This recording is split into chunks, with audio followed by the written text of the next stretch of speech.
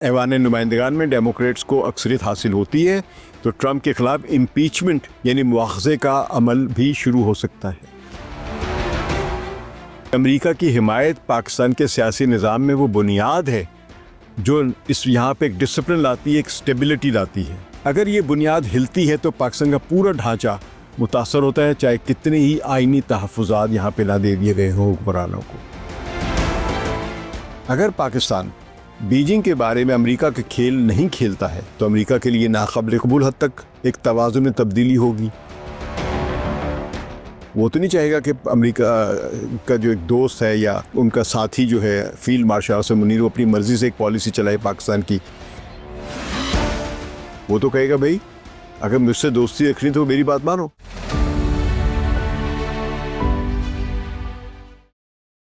پاکستان میں 27ویں آئینی ترمیم پر ایک بہت زیادہ شور مچا ہوا ہے اور لوگ اس طرح تبصرے کر رہے ہیں جو کسی حد تک جائز بھی ہیں کہ اس کے بعد اب آئین تباہ ہو جائے گا اور یہ ہو جائے گا اور وہ ہو جائے گا۔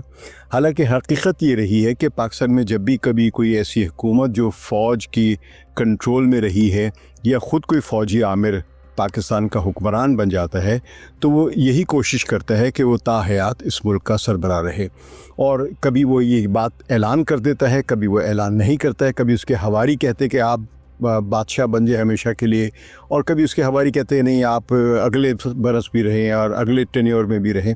تو یہ ہمیشہ سے ہوتا آ رہا ہے۔ تو بنیادی طور پہ فرق میری نظر میں کوئی نہیں، چاہے کسی کو تا حیات کچھ بھی بنا دیا جائے۔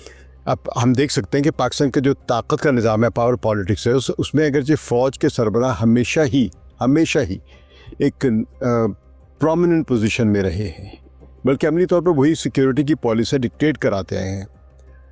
اب وہ اگر آئینی طور پر اقتدار کے ایوانوں میں یعنی بہت زیادہ اور طاقتور ہو گئے اور بااثر عہدے ان کو مل گئے ہیں تو کوئی بڑی بات نہیں ہے۔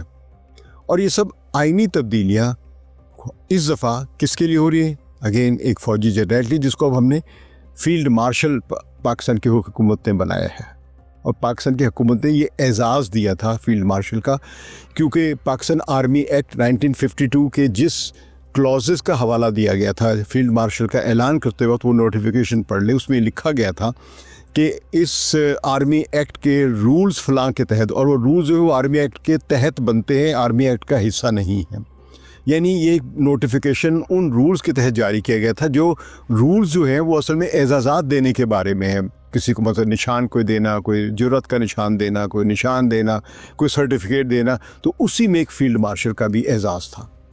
تو یہ تبدیلیاں انہی فیلڈ مارشل عاصم منیر کے لیے متعارف کرائی گئی ہیں کہ ان کا یہ اعزاز نہ صرف ایک اعزاز ہے آنریری قسم کا ہے، بلکہ یہ ان کے لیے مستقل اعزاز ہے، ہمیشہ وہ وردی بھی پہنیں گے اور شاید وہ تا حیات اس عہدے پر فائز رہیں گے۔ یہ اعزازی ہوتا ہے اور عام طور پہ تا حیات ہی ہوتا ہے، لیکن اس کی فنکشنل اہمیت کوئی نہیں ہوتی۔ اب اس آئینی ترمیم میں اس کی ایک فنکشنل ڈیوٹی بھی، ایک آپریشنل ڈیوٹی بھی بنا دی گئی ہے۔ تو یہ جو ہے جو کچھ بھی ہو رہا ہے، یہ نہ صرف پاکستان کی عسکری قیادت کے سربراہ ہیں مطلب عاصم منیر صاحب، بلکہ انہیں وہ ایک جو عہدہ دیا گیا ہے وہ انسٹیٹیوشنل اور آئینی تحفظات دے دیے گئے ہیں جو ماضی میں بھی کئی فوجی سربراہوں کو میسر ہوئے، بہت سو کو نہیں بھی میسر ہوئے، کیونکہ فوجی سربراہ کی جو اصل طاقت آئین نہیں ہے، یہ ہمیں سمجھنا چاہیے۔ اس کی اصل طاقت یا فوجی جرنیل کی جو اصل طاقت ہے وہ آئین کی کسی کلاس کے تحت نہیں ہے، وہ اس کی بندوق ہے۔ بس آپ کو اگر یہ بات سمجھ میں آ جائے تو آپ یہ سمجھ لیجئے کہ 27ویں ترمیم جو ہے وہ کوئی بہت بڑی تبدیلی نہیں لا رہی ہے، بلکہ ایک سٹنگ جو بھی ملٹری ٹاپ کمانڈر جو ہے پاکستان کا، اب تو خیر وہ CDS بن جائیں گے، چیف آف ڈیفنس اسٹاف، جس کے تحت ایئر فورس اور جو ہے نیوی بھی آ جائے گی، تو وہ سمجھے کہ نہ صرف آرمی بلکہ تینوں افواج کے، پہلے سے کہتے ہیں نا افواج پاکستان، تو پہلے جو چیف آف آرمی اسٹاف ہوتا تھا وہی اصل سیاسی حاکم ہوتا تھا پاکستان کا، یا سیاسی طور پہ کنٹرول کرتا تھا پاکستان کی تمام سیاست کو۔ باقی جو تھے نیول چیف اسٹاف یا ایئر چیف اسٹاف جو ہوتے تھے، یہ ان کی براہ راست طاقت کچھ نہیں ہوتی تھی۔ تو اب ان سب کو باقاعدہ کنٹرول میں دے دیے گئے قانونی طور پر یا آئینی طور پہ آپ کہہ لیں۔ تو 27ویں آئینی ترمیم کے بعد جو کمانڈر ان چیف یا فیلڈ مارشل جو ہے انہیں محض فوج کے کمانڈر ہی نہیں ہے بلکہ ایک یونیفارم سپریم کمانڈ کا درجہ حاصل ہو گیا ہے، جس کے تحت تینوں مسلح افواج یعنی فضائیہ اور بحریہ براہ راست ان کی کمان میں آ گئی ہیں۔ تو اب جو پاکستان میں فی الحال کی جو ترمیم نظر آ رہی ہے اس کے مطابق جو صاحب چیف آف آرمی اسٹاف ہوں گے وہی CDS بھی یعنی چیف آف ڈیفنس اسٹاف بھی ہوں گے. تو یعنی چیف آف آرمی اسٹاف جو ہوگا وہ بیک وقت 2 عہدے بھی لے رہا ہوگا, اور تیسرے کہ باقی فورسز جو ہیں باقی اور جو آپ کہہ لیں کہ جو دوسرے حصے ہیں فوج کے یعنی فضائی اور بحریہ, ان کے بھی وہ سربراہ ہوں گے. لیکن پاکستان کے جو عسکری قائد ہیں فیلڈ مارشل عاصم منیر, ان کی طاقت صرف 27ویں آئینی ترمیم کے ذریعے انسٹیٹیوشنل کنٹرول سے مضبوط ہونے کی وجہ سے نہیں ہے کہ اب ان کو 27ویں ترمیم کر کے ادارے بدل دیے گئے ہیں, یہ الفاظ کا اضافہ کر دیا گیا, یہ کمانڈ دے دی گئی ہے. وہ اس وجہ سے صرف طاقتور نہیں ہیں, بلکہ ایک سنگین معاشی بحران کے شکار ملک میں ان کی طاقت کا جو دوسرا بڑا یا میں کہوں گا اس سے بھی بڑا ستون جو ہے وہ بین الاقوامی مالیاتی اداروں سے بہتر تعاون حاصل کرنے کی صلاحیت ہے. کیونکہ پاکستان کے پاس اپنی عسکری افرادی قوت کی خدمات جو پیش کرنے کے سوا اور کوئی نمایاں اقتصادی اثاثہ موجود نہیں ہے جس کی کوئی بین الاقوامی سطح پر قیمت لگائے. یہ بڑی اہم بات ہے. تو نتیجتاً فیلڈ مارشل عاصم منیر کی سیاسی حیثیت اور فیصلہ سازی کا ایک اہم پہلو بیرونی دنیا میں اپنی افواج کی خدمات اور تعاون کو مؤثر انداز میں پیش کرنے سے بھی وابستہ ہے. یہ کام اس حوالے سے یعنی وہ اسٹرینگتھ ہے پاکستان آرمی کے چیف کی. تو اسی ضمن میں ان کے لیے بیرونی طاقتوں خصوصاً امریکہ کی پشت پناہی نہایت اہم ہے, کیونکہ امریکہ جو ہے واشنگٹن کی حمایت جو ہے انہیں بین الاقوامی سطح پر ایک لیجیٹیمیسی دیتی ہے, یعنی ایک سیاسی جواز فراہم کرتی ہے کہ ہاں یہ چاہے حکمران ہے یا نہیں ہے فوج سے براہ راست رابطہ کر رہے ہیں. یہی پاکستان میں ہمیشہ سے ہوتا آ رہا ہے کہ پینٹاگون یا امریکی محکمہ دفاع وہ براہ راست پاکستان کے GHQ سے بات کرتا ہے.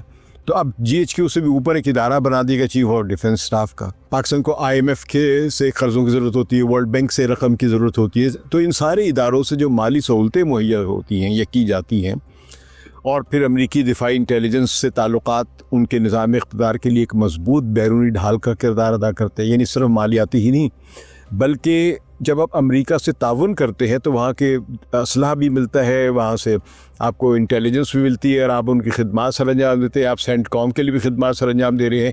تو اس کے عوض آپ کو کافی کچھ ملتا ہے, نہ صرف پاکستان کو یعنی امداد کی صورت میں, فائنینشیل یا ملٹری ہارڈ ویئر کی صورت میں.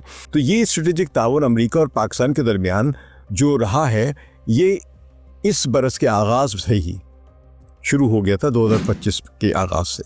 تو اس وقت آپ نے دیکھا کہ صدر ٹرمپ اور فیلڈ مارشل عاصم منیر کی ذاتی کیمسٹری مل جانے سے پاکستان کے ساتھ بہت مثبت وہ ان کے رویے ہو گئے.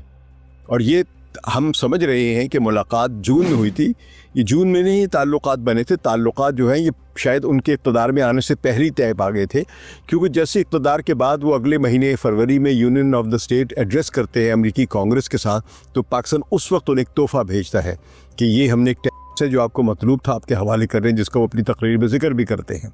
تو یہ آغاز اس کا مطلب ہے اس سے پہلی تعاون کا آغاز شروع ہو گیا ہوا تھا, اور بعد میں بھی بڑھتا رہا. بہت مختلف مثالیں دی جا سکتی ہیں.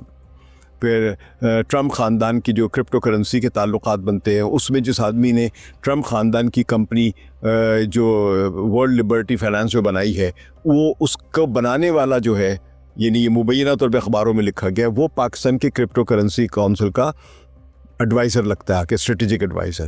تو یہ تعلقات ملتے ہیں کہیں نہ کہیں جا کے. تو اس کے ساتھ ہی جب جون میں ملاقات ہوتی تو بہت زبردست, اکیلے پاکستان کے کسی بھی رہنما کو یا بلایا گیا تو وزیر اعظم کو نہیں بلایا گیا, صدر کو نہیں بلایا گیا, وزیر خارجہ کو بھی نہیں بلایا گیا تو چیف آف آرمی اسٹاف کو, جنرل عاصم منیر کو, یا فیلڈ مارشل عاصم منیر کو. تو یہ سب تبدیلیاں جو ہیں یہ کنٹینیوٹی کا حصہ ہے. تو اب سوال یہ پیدا ہوتا ہے کہ اگر کسی مرحلے پر واشنگٹن کی ترجیحات یا مزاج بدل جائے تو پاکستان کی سیاست اور فیلڈ مارشل منیر کی پوزیشن پر کیا اثر پڑ سکتا ہے.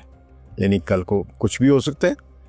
ابھی تک پاکستان کا براہ راست کوئی امریکہ کے ساتھ ایسا تعاون کا معاہدہ نہیں ہے کہ پاکستان کل کو کہے امریکہ کے ہمارے ساتھ نقصان ہو رہا ہے یا ہماری مدد کرو, اور امریکہ کرے گا آپ کی. حالانکہ پاکستان سیٹو سینٹو کا حصہ رہا ہے 60 کی دہائی میں اور 70 کی دہائی میں بھی. تو امریکہ نے اپنی مرضی کے مطابق پاکستان کی مدد کی یا پاکستان سے خدمات لی, لیکن پاکستان کی ریکوائرمنٹ کے تحت انہوں نے نہ کبھی خدمات دی نہ مدد کی. تو یہ ذہن میں رکھنا چاہیے. تو اب اگر فرض کیجئے کہ اب فیلڈ مارشل عاصم منیر کی ڈونلڈ ٹرمپ کے ساتھ بہت اچھی دوستی ہے اور اس کی وجہ سے پاکستان اور امریکہ کے تعلقات بڑے مضبوط نظر آ رہے ہیں. اگر اس میں ڈونلڈ ٹرمپ کا موڈ بدل جاتا ہے یا ان کی رویہ بدل جاتا ہے تو پھر کیا ہوگا فیلڈ مارشل عاصم منیر کے کریئر کے اوپر یا ان کی حیثیت کے اوپر؟ کیونکہ امریکہ کی حمایت صرف دوستی نہیں بلکہ ایک طرح کی ایک لیوریج بھی ہے، ایک ایسا دباؤ جو کبھی سہارا بنتا ہے اور کبھی ایک شرط عائد کرتا ہے۔ اگر امریکہ اپنی حمایت میں نرمی یا شرائط لگا دے تو نظام کے اندر ہلچل پیدا ہو سکتی ہے، امریکہ کہے کہ نہیں اسرائیل کو تسلیم کرو یا چین سے لڑائی لڑو۔ تو ایسی ممکنہ تبدیلی کے کئی عوامل ہیں، یعنی جو میں بات عرض کر رہا ہوں اس کے میں آپ کو عوامل بتاتا ہوں کہ جن کے نتیجے میں امریکہ کے رویے میں تبدیلی آ سکتی ہے۔ یعنی سب سے پہلے چین کا بڑھتا ہوا اثر و رسوخ ہے۔ چین پاکستان اقتصادی راہداری یعنی سی پیک جو ہے اور دفاعی تعاون میں مسلسل پاکستان کے تعلقات گہرے ہو رہے اور آگے بڑھ رہا ہے، جو واشنگٹن کو نہیں پسند ہے۔ اگر پاکستان بیجنگ کے بارے میں امریکہ کے کھیل نہیں کھیلتا ہے تو امریکہ کے لیے ناقابل قبول حد تک ایک توازن میں تبدیلی ہوگی۔ وہ تو نہیں چاہے گا کہ امریکہ کا جو ایک دوست ہے یا ان کا ساتھی جو ہے فیلڈ مارشل عاصم منیر وہ اپنی مرضی سے ایک پالیسی چلائے پاکستان کی اور چین کے گود میں جا کے بیٹھ جائے۔ وہ تو کہے گا بھائی اگر مجھ سے دوستی رکھنی تو میری بات مانو۔ اچھا، اس کے علاوہ امریکہ جو ہے اس کا انڈیا کا اسٹریٹجک اور اقتصادی اور عسکری نوعیت کا آج بھی ایک دوست ہے۔ ہم سمجھ رہے ہیں کہ ڈونلڈ ٹرمپ کے جو تعلقات ہیں وہ نریندر مودی سے خراب ہے، تو انڈیا اور امریکہ کے درمیان جو موجودہ سد مہری کی کوئی اسٹریٹجک وجہ نہیں ہے سوائے اس کے ٹرمپ اور مودی کی شخصی نرگسیت ہے۔ آپ اس کے علاوہ کوئی دلیل دے سکتا تو مجھے بتا دیں۔ اچھا، دوسرا عنصر جو ہے پاکستان اور امریکہ کے تعلقات میں جو خرابی پیدا کر سکتا ہے وہ ہے ایران کی خطے میں بڑھتی ہوئی سرگرمیاں اور پاکستان کا خلیجی ممالک اور تہران کے درمیان نازک توازن۔ اور پھر یہ کہ فرض کیجیے امریکہ کو ضرورت پڑے کہ ہم نے ایران پر حملہ کرنا ہے تو پاکستان مدد کرے اور پاکستان نہیں کرتا ہے، تو یہ واشنگٹن کو کسی بھی وقت اپسیٹ کر سکتا ہے یا پاکستان کو ایران کے خلاف کسی امریکی یا اسرائیلی کھیل کا کوئی کردار ادا کرنے پر مجبور کر سکتا ہے۔ جیسا کہ ماضی میں فورن پالیسی نامی میگزین نے فالس فلیگ نامی اپنی ایک انویسٹیگیٹو رپورٹ میں اس کا تفصیلی ذکر کیا تھا۔ تو اگر اب پھر امریکہ یا اسرائیل یا دونوں مل کر ایران پر حملہ کرتے ہیں تو اسلام آباد پر دباؤ بڑھ سکتا ہے کہ وہ واضح پوزیشن لے۔ اب پاکستان کو اپنے اسلامی برادر کے ساتھ تو نہیں چلے گا نا۔ پاکستان کی جب پوری حیثیت ہی سہارا ہی امریکہ ہے تو امریکہ کی بات ماننی پڑے گی۔ جس طرح آج افغانستان جو ہمارا مسلمان دوست بھائی پتہ نہیں کیا کچھ تھا، آج پاکستان کا دشمن سمجھا جا رہا ہے پاکستان کے اندر۔ یہی دیکھ رہے کہ یہ بھی ایک محرک بن سکتا ہے کہ افغانستان کا جو معاملہ ہے، اگر صدر ٹرمپ کو یہ محسوس ہو کہ پاکستان نے انہیں بیگرام ایئر بیس یا کسی عسکری رسائی کے معاملے میں مایوس کیا ہے تو ٹرمپ کو غصہ براہ راست فیلڈ مارشل منیر پر آ سکتا ہے۔ وہ کہے گا بھائی تم کو میں نے اتنی ویلیو دی، تم نے کیا کیا؟ اور یہ ہم تاریخ دیکھ لیں، جنرل نوریگا کا کیا حال کیا تھا جب پاناما کا تھا ایک ڈکٹیٹر، اس کو سی آئی اے اور ایف بی آئی نے جا کے گرفتار کیا تھا ایک کرمنل کے حیثیت سے۔ تو بہرحال تو اس کے ساتھ ساتھ ابھی اور بھی مسائل ہیں۔ مشرق وسطیٰ کی جو نئی صف بندی ہو رہی ہے جسے ابراہم اکارڈ بلاک کہا جا رہا ہے، یعنی اسرائیل، سعودی عرب اور متحدہ عرب امارات کی جو قریبی پارٹنرشپ ہے اسرائیل کے ساتھ، یہ بھی پاکستان پر ایک دباؤ ڈال سکتی ہے کہ وہ اس نئے اتحاد کے ساتھ ہم آہنگی پیدا کرے یا اس میں شامل ہو اور اسرائیل کو تسلیم کرے۔ لیکن اگر پاکستان روایتی پالیسی پر قائم رہتا ہے اور اسرائیل سے تعلقات کے معاملے میں ہچکچاہٹ دکھاتا ہے تو یہ واشنگٹن کے لیے ایک غیر یا ناقابل بھروسہ ایک رویہ سمجھا جا سکتا ہے اور ڈونلڈ ٹرمپ صاحب اپنا رویہ بدل سکتے ہیں فیلڈ مارشل کے ساتھ۔ ان کے علاوہ امریکی داخلی سیاست بھی فیصلہ کن کردار ادا کر سکتی ہے، یہ زیادہ اہم نقطہ ہے۔ فرض کیجیے ڈونلڈ ٹرمپ جو وہ طے کر لیتے کہ یہ میرا بہت بڑی ہے، بڑا اچھا دوست ہے، آئی لو ہم، وہ جس میں بولتے رہتے اپنی مختصر سی ووکیبلری کے ساتھ، اور وہ فیلڈ مارشل عاصم منیر کے ساتھ کھڑا رہنا چاہتے ہیں۔ لیکن امریکہ کے اندر بھی تو کچھ سیاسی تبدیلی آ سکتی ہے نا۔ مثلا اگر صدر ٹرمپ کو جو کانگریس میں دباؤ، اسکینڈل یا سیاسی کمزوری کا سامنا کرنا پڑتا ہے تو وہ غیر متوقع فیصلے کر سکتے ہیں۔ فرض کانگریس میں کوئی ایسی تبدیلی آتی ہے، اب ایسے میں امریکہ بعض متنازع اتحادیوں سے فاصلہ بڑھا سکتا ہے تاکہ اندرونی دباؤ کم کیا جا سکے۔ مثلا ہو سکتا ہے وہ کچھ عرصے بعد جب دیکھیں کہ اسرائیل کی وجہ سے ان پر دباؤ بڑھ رہا ہے، جیسے کہ نیو یارک کے جو نئے میئر منتخب ہوئے ہیں ان کی وجہ سے ایک دباؤ بڑھتا ہوا نظر آ رہا ہے کہ اب آپ اسرائیل کی کھل کے مدد نہیں کر سکتے، یہودی نہیں کرنا چاہ رہے تو ڈونلڈ ٹرمپ کیسے کریں گے؟ تو وہ ہو سکتا ہے نتن یاہو سے بھی اپنا فاصلہ بڑھانا شروع کر دیں۔ تو اس طرح کے یہ تمام عوامل جو ہیں، چین کا دباؤ، ایران کی پالیسی، ابراہم اکارڈز کا دباؤ، افغانستان کا معاملہ یا امریکی داخلی ایک سیاست किसी भी वक्त अमेरिका की पाकिस्तान के बारे में पॉलिसी में एक बड़ी तब्दीली ला सकती हैं ये चीज़ें, क्योंकि अमेरिका के पाकिस्तान के साथ ताल्लुकात किसी तवील मुद्दती स्ट्रेटजिक नौयत की बाहमी मफादात पर मबनी नहीं हैं, ना ही इन दोनों के दरमियान ऐसा कोई मुआहिदा तय पाया है। और जब कभी मुआहिदा भी था माजी में, तब भी अमेरिका ने पाकिस्तान के बारे में एकतरफ़ा फैसले किए हैं जिनसे पाकिस्तान को नुकसान हुआ है। तो पाकिस्तान की संगीन नौयत की इक़्तिसादी कमज़ोरियाँ और यहाँ के हुक्मरान तबके की जो कॉलोनियल दौर की जो ग़ुलामाना ज़हनियत है, उसे बार बार अमेरिका का बख्शू कहने पर मजबूर करती है। और अमेरिका सर जंग से लेकर अब तक इस कॉलोनियल दौर की ज़हनियत रखने वाले हुक्मरान तबके को ख़ित्ते में जब ज़रूरत पड़ती है अपना काम निकालने के लिए हड्डी डाल देता है। अब पाक अमेरिका की दोस्ती जो इसकी सारी कहानी दर हकीकत बस यही है कि इस रिश्ते के तमाम उतार चढ़ाव का तयन हमेशा वाशिंगटन की मर्ज़ी से होता रहा है, खा पाकिस्तान ने हाथ जोड़कर इसकी ताबेदारी में कितनी ही कुर्बानी दी हो। और पाक अमेरिका ताल्लुकात में मुस्तकिल नौयत का एक स्ट्रक्चरल जो एक कह ले कि इरिटेंट है, वो पाकिस्तान का जौहरी हथियार है जो एक मरतबा फिर कशीदगी में इजाफा कर सकता है। आप किसी भी वक्त वो ये भी पूछ सकते हैं डोनाल्ड ट्रंप, भाई ये जौहरी हथियार जो है तुम इस्तेमाल करने की धमकियाँ देते रहते हो, इसको किसी तरह काबू करो, कंट्रोल करो, तो फिर आप क्या करेंगे?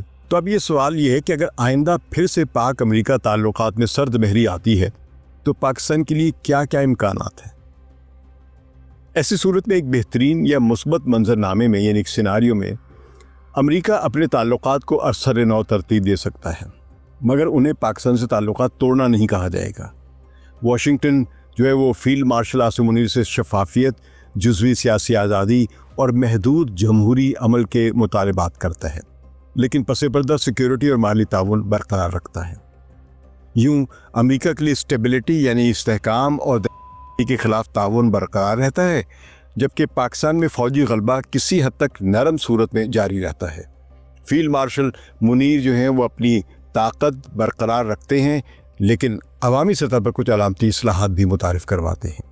तो इस सूरत में अमेरिका मुतमईन हो जाएगा कि पाकिस्तान ख़त्ते में किसी बड़ी मुहिम जोई से गुरेज करेगा और पाकिस्तान के लिए माली गुजर बसर के कुछ दरवाजे भी खुले रहेंगे, IMF से पैसे भी मिलते रहेंगे, वर्ल्ड बैंक से भी मिलते रहेंगे, लेकिन पाकिस्तान खुद कफ़ील खुद मुख्तार नहीं हो सकेगा। अच्छा, दूसरा यानी जो ज़्यादा मुमकिन एक सिनारियो जो बनता है वो है जिसमें अमेरिका अपनी हिमायत को महदूद हद तक बरकरार रखता है, यानी पाकिस्तान के फील्ड मार्शल के लिए, और वो पाकिस्तान को खुलेआम सियासी कवर नहीं देता है, यानी खुल के मदद नहीं देता, लेकिन अंदर अंदर से हिमायत जारी रखता है। सफारती सतह पर फासला रखता है क्योंकि फ़ौजी हुकूमत है या एक ताहयात फील्ड मार्शल है, जिससे फिर सियासी हुकूमतें हैं जो बैनुल-अक़वामी सतह पर वो अपनी गहरे ताल्लुकात नहीं दिखाना चाहती, क्योंकि वो सिविलियन की सुप्रीमेसी हर जगह चाहते हैं, चाहे वो नाम नहाद सुप्रीमेसी ही क्यों ना हो। और इस तरह माली इमदाद को चंद शराइत के साथ मशरूत भी कर देते हैं, जैसे कि जनरल मुशर्रफ के ज़माने में हुआ था, कैरी लूगर बिल आ गया था। तो साथ ही इंसानी हकूक़ या मीडिया आज़ादी के हवाले से मामूली तंबीहात भी की जाती हैं।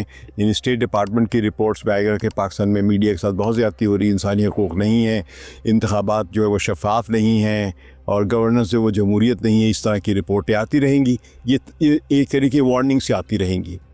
तो इस सूरत में फ़ील्ड मार्शल आसिम मुनीर की गिरफ्त अंदरूनी तौर पर मजबूत रहती है, लेकिन उनकी बैनुल-अक़वामी हैसियत जो वो कमज़ोर होने लगती है। अमेरिका और पाकिस्तान का ताल्लुक़ दरअसल ट्रांजैक्शनल है, यानी लेन देन वाली नौइयत का बन जाता है, यानी जहाँ मुफाद है वहाँ ताउन वरना खामोशी। पाकिस्तान इसके जवाब में चीन और हमसाया ममालिक के साथ रवाबित बढ़ाता है कि जब वो देखेगा कि सर्द महरी आ रही है अमेरिका की तरफ से, तो वो पहले की तरह चीन की तरफ जाएगा या अपने दूसरे हमसाया मुसलमान मुल्कों की तरफ जाएगा। तो उस सूरत में जो अमरीकी मालियाती इदारे होंगे वो फिर आपके आर्म ट्विस्टिंग शुरू कर दें, उनका दबाव बढ़ना शुरू हो जाएगा। तो अवामी सतह पर मईशत जो है वो दबाव में आ जाएगी, गुर्बत और बेरोज़गारी बरकरार रहेगी, मगर निज़ाम चलता रहेगा, कोई तब्दीली नहीं आएगी। ऐसा हुआ है।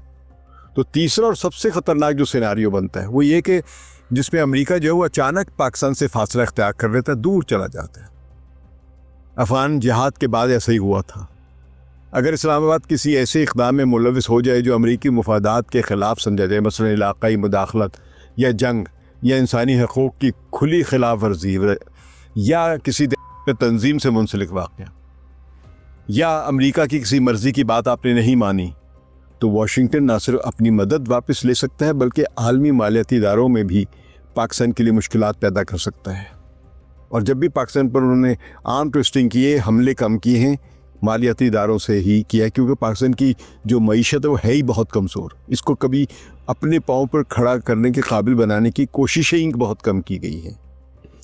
تو ایسی صورت میں IMF اور ورلڈ بینک کے جو قرض رک سکتے ہیں، ڈالر کی آمدن کم ہو سکتی ہے اور ملک میں سرمایہ کاری کا بحران پیدا ہو سکتا ہے.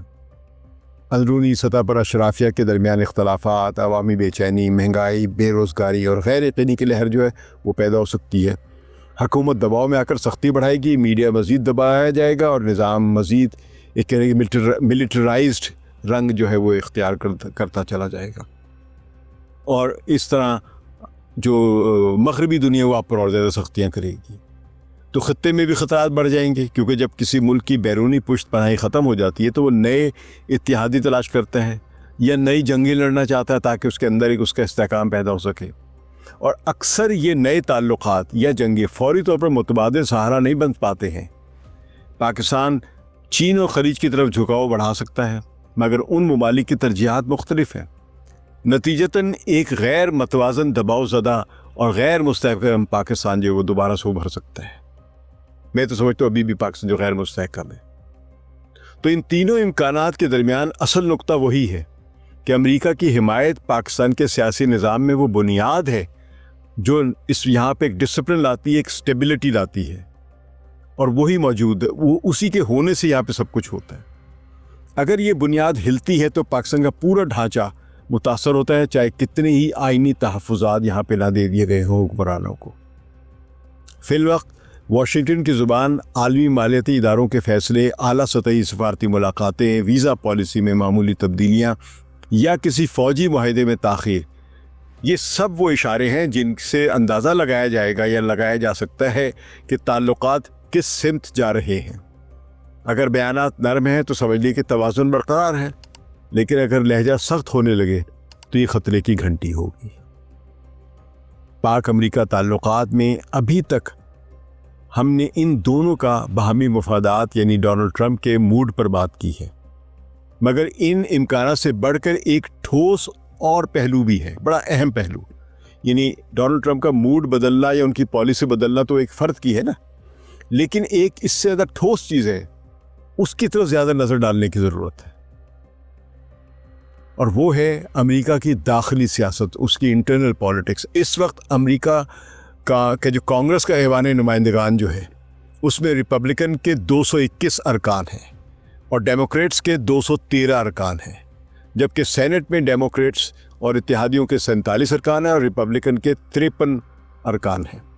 تو دونوں کی اکثریت یعنی ریپبلکن کی بھی اکثریت سینٹ میں نازک ہے، کمزور ہے، اور ایوان نمائندگان میں بھی نازک ہے.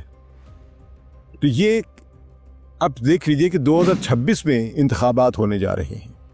اس میں یعنی جو اب تک کے جتنے بھی سروے میں نے دیکھے ہیں اس میں سب سے اچھا اوتھینٹک جو تھا مجھے LSE کے لنڈن اسکول آف اکنامکس کی ایک انویسٹیگیٹو ریسرچ انہوں نے کیا ہوا تھا.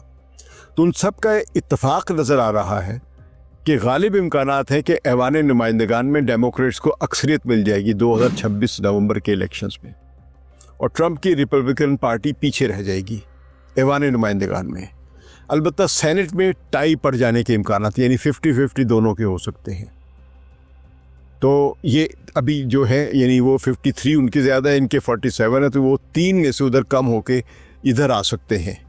تو اگر وہ 3 یہ جیت جاتے ہیں تو وہ 47 وہ بلکہ اس وقت جو 6 کل ہیں، یہ تفصیلات لمبی میں اس میں جانا نہیں چاہتا، یہ ایک دوسرا بحث موضوع بن جائے گا. لیکن یہ کہ ان کے جو سروے جو ہے ان کے مطابق یہ 50-50 ٹائی پڑ سکتی ہے، ورنہ ہو سکتا ہے کہ 49 اینڈ 51 رہے ریپبلکن کی فیور میں. لیکن ہاؤس آف ریپرزینٹیٹیو جو ہے وہاں پہ یہ امکان ہے کہ ریپبلکن ہار جائے گی اور ڈیموکریٹس کی اکثریت ہو جائے گی، کیونکہ مہنگائی اور عوامی بے چینی جو ہے وہ بڑھ رہی ہے اور یہ ڈیموکریٹس کی حمایت میں اضافہ کر رہی ہے. اگر ایسا ہوا تو صدر ٹرمپ کو اپنی پالیسیوں کی جو کانگریس سے توثیق کرا لیتے آسانی سے، ان میں کافی مشکلات پیش آئیں گی.